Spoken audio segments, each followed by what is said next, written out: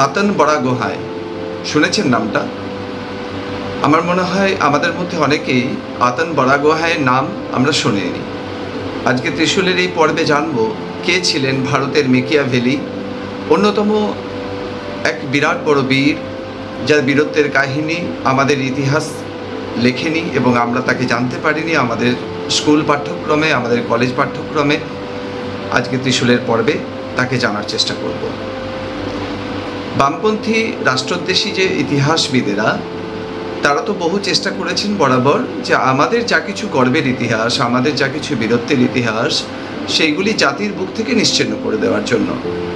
তার মধ্যে তাদের প্রয়াসের মধ্যে অন্যতম বড় একটি উদাহরণ হলো সরাইঘাটের যুদ্ধ।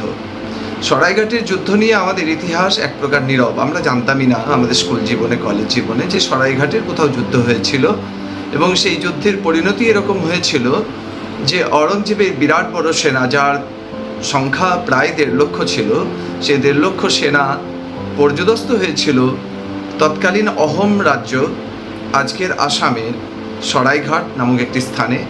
এবং সরাইঘাটের যুদ্ধের যে সেনানায়ক, যাকে আমরা আজকের দিনে জানতে পেরেছি লাচিত বরফুকান বলে, এই ঘটনাগুলো ধীরে ধীরে চর্চার মধ্যে এসেছে। বিগত 2 দশক যাবৎ ভারতবর্ষের যুব সম্প্রদায়ের মধ্যে রাষ্ট্রপ্রেম, আমাদের ইতিহাসকে জানার প্রবণতার ফলে এসেছে। কিন্তু তবুও আতন বড়া গোহাঁইয়ের নাম আজও সেভাবে অনেকে আমরা জানি না। এই সরাইঘাটের যুদ্ধের সাফল্যের কথা অনেক আমরা জেনে গেছি, কিন্তু এই সাফল্যের পিছনে যে মানুষটির অবদান, যার কূটনীতি, যার রণনীতি কাজ করেছিল, সেই মানুষটিই হলেন আতন বড়া গোহাঁই। 1674 খ্রিস্টাব্দে যখন শিবাজী মহারাজ হিন্দু স্বরাজের স্বপ্নকে বুকে আঁকড়ে রেখে মহারাষ্ট্রের তার যে স্বরাজ স্থাপন করলেন এবং তার রাজ্যাভিষেক হলো 1674 খ্রিস্টাব্দে, তখন অহোম রাজবংশের রাজা ছিলেন মহারাজ চক্রধ্বজ সিং। এই মহারাজ চক্রধ্বজ সিং এর প্রধানমন্ত্রী ছিলেন আতন বড়া গোহাঁই। চক্রধ্বজ সিং ছিলেন তরুণ রাজা। স্বাভাবিক কথা, তারুণ্যের নিজস্ব যে স্বাভাবিক ধর্ম, সেই অনুযায়ী তিনি একদম টকবক করে ফুটছেন। মহারাজ শিবাজী মহারাজের যে উদাত্ত কণ্ঠের ডাক, হিন্দু স্বরাজ স্থাপন করতে হবে, তার জন্য চক্রধ্বজ সিং এক প্রকার স্থির করে ফেলেছেন যে ম্লেচ্ছদের এই ভূমিতে কোনো জায়গা নেই। ম্লেচ্ছদেরকে উৎখাত করতে হবে এখান থেকে, তাদের সঙ্গে সরাসরি যুদ্ধে নামতে হবে। তখন আতন বড়া গোহাঁই ওই রাজসভাতে বসে আছেন। তার মন্ত্রীদেরকে যখন মহারাজ চক্রধ্বজ সিং বলছেন অহোম রাজা, তখন আতন বড়া গোহাঁই উঠে দাঁড়ালেন। উঠে দাঁড়িয়ে বললেন, মহারাজ, ম্লেচ্ছ তথা অন্যান্য শত্রুদেরকে পরাভূত করে তাদেরকে উপযুক্ত শাস্তি দেওয়া, এটি যে কোনো ক্ষত্রিয়ের ধর্ম এবং আমরা যুগ যুগ ধরে এই জায়গাতে শাসন করে এসেছি। এটি আমাদের পবিত্র ভূমি, এটি আমাদের গর্বের ভূমি। এখানে ম্লেচ্ছদের কোনো স্থান নেই। নিশ্চয়ই আপনাকে রাজধর্ম পালন করতে হবে, ক্ষত্রিয়ের ধর্ম পালন করতে হবে। তবে মহারাজ, সব কিছুর একটি উপযুক্ত সময় আছে। আপনি যাদেরকে নিয়ে যুদ্ধ করবেন, সে সেনাবাহিনীর যথেষ্ট পরিমাণে রসদ আছে কিনা, যথেষ্ট পরিমাণে তাদের অস্ত্র আছে কিনা, সেগুলো নিশ্চিত না করা পর্যন্ত এটা করা ঠিক হবে না। রাজসভা স্তব্ধ হয়ে শুনছে তখন, কারণ মহারাজ চক্রধ্বজ সিং বলেছেন, আর তার যে ইচ্ছা, রাজার ইচ্ছাই তো শাসন, সে রাজার ইচ্ছার বিরুদ্ধে এক প্রকার কথা বলছেন আতন বড়া গোহাঁই, কিন্তু রাজার এবং রাজ্যের মঙ্গলের জন্যই বলছেন। চক্রধ্বজ সিং ধৈর্য ধরে শুনছেন তার কথা। আতন বড়া গোহাঁই আরও বললেন যে, হে মহারাজ, আপনার রাজ্যে সাধারণ একজন প্রজা, সেই সাধারণ প্রজাও যখন 2 কড়ি দিয়ে বা 1 পয়সার থেকেও কম মূল্যের কোনো দ্রব্য কেনে, যেমন চাল কেনে, বাজার থেকে মাটির হাঁড়ি কেনে, সেটাকে 10 বার ঠুকে দেখে সেটা শক্ত আছে কিনা, সেটা ঠিকমতো পোড়ানো হয়েছে কিনা দেখে। কেন দেখে? তার কারণ সেটা তার জীবনের সঙ্গে সম্পর্কিত। তাহলে আপনার রাজ্যের একজন সাধারণ প্রজা যদি এত বিচক্ষণতার সাথে সাধারণ জিনিস কেনে, আপনি তো রাজা, আপনাকে অনেক বেশি বিচক্ষণ হতে হবে। উনি আরও উদাহরণ দিলেন, বললেন, দেখুন, যখন মা পাখি বাসা বাঁধে এবং সেই বাসাতে ডিম পাড়ে, তারপর সে ডিম ফুটে ছোট বাচ্চা বের হয়, সেই বাচ্চাকে ধীরে ধীরে মা খাবার সংগ্রহ করে এনে খাওয়াতে থাকে। ততদিন অবধি ওই বাসার মধ্যে তাদেরকে খাবার খাওয়ায় যতক্ষণ পর্যন্ত না ওই বাচ্চাদের শক্তি বৃদ্ধি হয়, তারা ডানা মেলে উঠতে পারে। আর যেদিন মা বোঝে যে এদের ডানা মেলে ওড়ার মতো সাধ্য হয়ে গেছে, সুযোগ হয়ে গেছে, তখন মা পাখি ওই বাচ্চা পাখিদেরকে বাসা থেকে বের করে দেয়, এক প্রকার লাথি দিয়ে বাসা থেকে তাড়িয়ে দেয়, যাতে তারা নিজেদের ক্ষমতাতে এবার নিজের জীবন নির্বাহ করতে পারে। এই দুটি ছোট ঘটনার দ্বারা, উদাহরণের দ্বারা আতন বরাগোহাঁই বুঝিয়ে দিলেন মহারাজা চক্রধর সিংকে যে যুদ্ধ করলেই শুধু হবে না, যুদ্ধের পরিণতিকে যাতে পজিটিভ হয় বা যাতে জয়ই যুদ্ধের পরিণতি হয় সেটাকে নিশ্চিত করাটাও রাজধর্ম। রাজাকে অবিবেচকের মতো যুদ্ধ ঘোষণা করে দিলে হবে না, তার প্রস্তুতি নিতে হবে।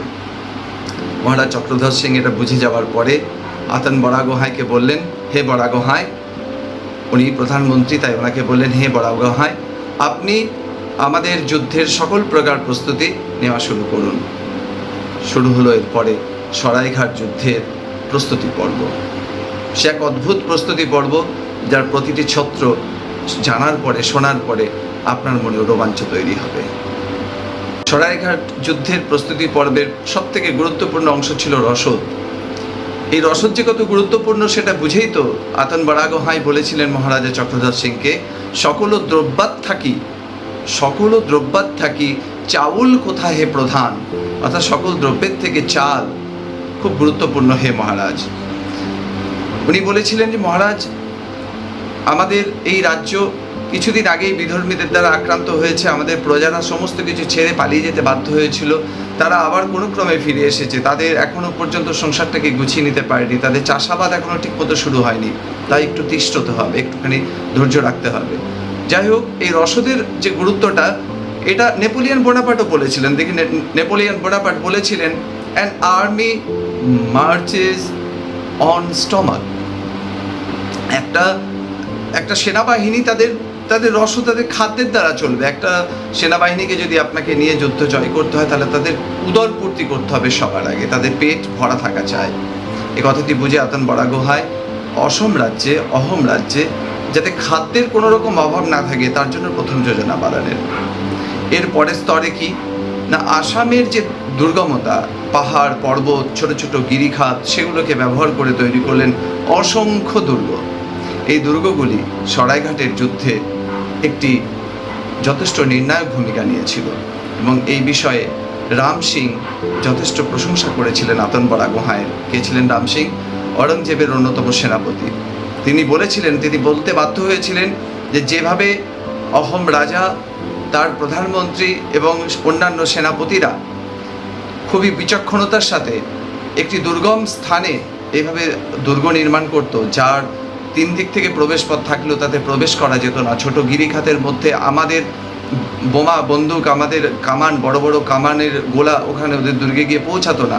আমরা তীর ধনুক তরোয়াল নিয়ে আসামের ওদের সঙ্গে লড়াই করতে পারতাম না। এই অবস্থাতে এদের এই দুর্গ নির্মাণ আমাদের জয়ের পথে অন্যতম বড় অন্তরায় ছিল। এবং এই যে বুদ্ধি, এই যে স্ট্র্যাটেজি নির্মাণ বা রণকৌশল নির্মাণের ক্ষেত্রে আতন বরাগোহাঁইয়ের যে সবথেকে বড় ভূমিকা ছিল, এটা জানতেন রাম সিং।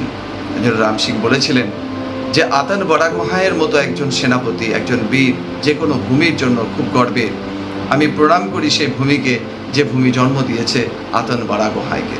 আতন বরাগোহাঁই মহারাজ চক্রধর সিংয়ের বিশ্বাস ও আস্থার প্রতি পূর্ণ সম্মান রেখে রচনা করেন যুদ্ধের রণনীতি। তিনি নিজেই তো গেরিলা যুদ্ধের একজন বিরাট বড় কমান্ডার ছিলেন। তিনি জানতেন কিভাবে গেরিলা যুদ্ধ করতে হয়, বিশারদ ছিলেন। আমাদের দেশ এবং সেই রাষ্ট্রের মধ্যে ছোট ছোট যে রাজ্যগুলো, সেগুলো বিভিন্ন রকম ছোট ছোট জনগোষ্ঠীতে বিভক্ত ছিল। অসম রাজ্যও ছিল। লাই, লেচাই, চিলি, মারি, আচর, তুনাই, বাদুলি ইত্যাদি সমস্ত গোষ্ঠীর যে প্রশিক্ষিত গেরিলা কমান্ডার, তাদেরকে এক জায়গাতে নিয়ে আসেন আতন বরাগোহাঁই। তাদেরকে উদ্বুদ্ধ করেন এই রাষ্ট্রকে বাঁচাতে হবে, এই রাষ্ট্র আমাদের সবার। লাথিয়া পর্বতের উপরে অবস্থিত একটি বেস ক্যাম্প থেকে সরাইঘাটের যুদ্ধে মাত্র 80 জন গেরিলা সেনা নিয়ে যে যুদ্ধ করেছিলেন আতন বরাগোহাঁই, সেই যুদ্ধের পরিণতি ঠিক করে দেয় সরাইঘাট যুদ্ধের পরিণতি কেমন হবে। এ কথা আমরা তৎকালীন সময়কার যে মুঘল সভাসদ ছিলেন, সভাকবিরা ছিলেন, তাদের অর্থাৎ বাদশার বলা যারা ইতিহাসকার, যারা বাদশার কারনামা লিখতেন আর কি, তাদের লেখা থেকে পাচ্ছি সরাইঘাটের যুদ্ধের কি পরিণতি এবং সেই পরিণতির পেছনে মূল কারণ কি ছিল। চাণক্যের মতো তীক্ষ্ণ মেধা সম্পন্ন আতন বরাগোহাঁই তার এই অসমীয়াদের যে ব্যবহার করা বিশাল বড় বিখ্যাত তরবারি হেংডাং, এবং হেংডাংয়ের দ্বারা যে বিরাট বড় আতঙ্ক সৃষ্টি হয়েছিল লাচিত বরফুকানের হাতে হেংডাং নাকি এই মুঘল সেনারা দুঃস্বপ্নের মধ্যে দেখতো যে লাচিত বরফুকান বড় একটা হেংডাং নিয়ে, বিশাল বড় সে তরবারি হেংডাং নিয়ে আমাদের দিকে তেড়ে আসছে, এসব কথিত আছে। এবং সেটা আপনি আমি আমাদের বলা লোককথা নয়, তখনকার দিনের যারা মুঘল দরবারি কবি ছিলেন, ইতিহাসকার ছিলেন, তারা লিখেছেন। এই মানুষটি আতান বারা গোহাঁই যদি না থাকতেন তাহলে সরাইঘাটের যুদ্ধের পরিণতি অন্যরকম হতেই পারত। লাচিত বরফুকানের এই যে এত বড় বীরত্বের কাহিনী এবং উত্তর পূর্ব ভারতের মতো একটি অতি গুরুত্বপূর্ণ অংশ যা ভৌগোলিকভাবে ভারতবর্ষের অখণ্ডতার জন্য ভীষণ ভীষণ পরিমাণ জরুরি, সেই জায়গায় যাতে কোনোভাবেই ম্লেচ্ছ বা আরবি যে ঔপনিবেশিক যে শক্তি অর্থাৎ মুঘল শক্তি, তারা যাতে কিছুতেই তারা থাবা বসাতে পারে, তার জন্য সরাইঘাটের যুদ্ধ অন্তিম পরিণতি এনে দিয়েছিল। সরাইঘাটের যুদ্ধের পরে মুঘল সেনাদের আর একদিনের জন্য সাহস হয়নি উত্তর পূর্ব ভারতের দিকে তাকায়।